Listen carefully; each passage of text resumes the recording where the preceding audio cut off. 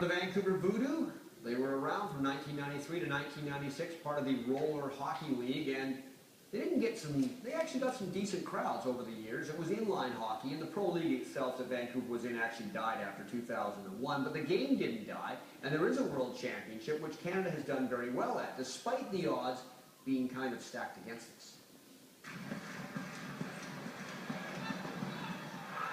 It is hockey, but not the kind Canadians typically play. Inline or roller hockey is extremely popular in the US and Europe, and even though just a fraction of Canadians play the sport compared to our numbers in ice hockey, we still dominate.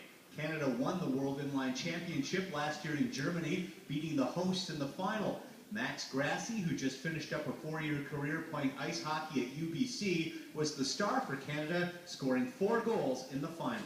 That's probably the highlight of my hockey career thus far, and I mean, those feelings are something that stay with you forever, and I think you have to cherish them, and when you're coming into future tournaments, you got to remember that feeling that you had, and that's kind of what you work for, to go try and get that feeling again. Canada winning a gold medal in a world championship might not seem out of the ordinary, but these roller hockey players have the odds stacked against them. A lot of European NHLers play in this tournament, like the Oilers' Alex Hemsky. Our national team is made up mostly of junior and college players, and they get 1 or 2 exhibitions together to get ready for the tournament, and that's it. It's not like there's elite leagues back in Canada to keep their skills sharp. There's basically a beer league inline hockey, and a few of us are lucky enough. There's a good tournament series that goes through the States, and a lot of us are on factory teams that we play on these. So we do that probably 3 or 4 times a year for these big tournaments and get to play against a lot of the American guys, and that's what we do in the off season basically. Making matters worse, these players have to pay their own way. The bill for a week in Europe for these guys comes in at around $3,000. They don't get a nickel of support from Hockey Canada.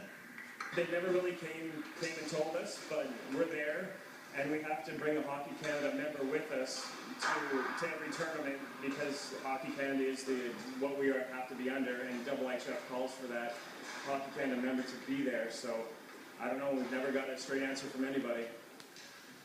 A lot of Canada's top players don't make the trip because of the cost, but Canadians like a challenge. Roller hockey may not be the game they grew up with, but they make up for it in other ways. I think Canadian style is more, it's a lot hard work and fast, and I think you get a lot of guys like Kirk French blocking shots, which you don't see a lot of other countries do. I mean, sometimes you will, but I think we just challenge ourselves as a hard-working team. The World Inline Championships begin Sunday in Germany. Barry DeLay, Global Sports.